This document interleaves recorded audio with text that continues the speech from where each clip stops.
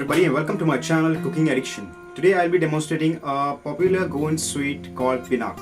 To make this you need 250 grams Goan Red Rice, 100 grams freshly grated coconut, 100 grams coconut jaggery.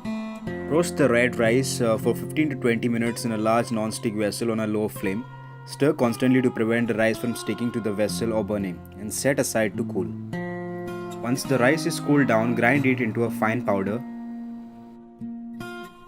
Grind the jaggery and the coconut together. In a bowl, knead the jaggery and coconut mixture with rice flour till it nicely binds together.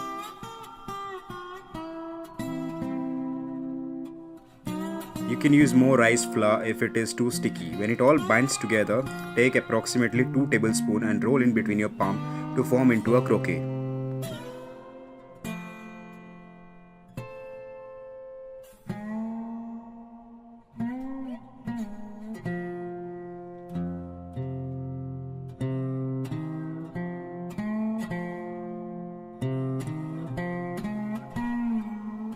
When all are done, sprinkle the rest of the rice flour on top of it and store in a cool place.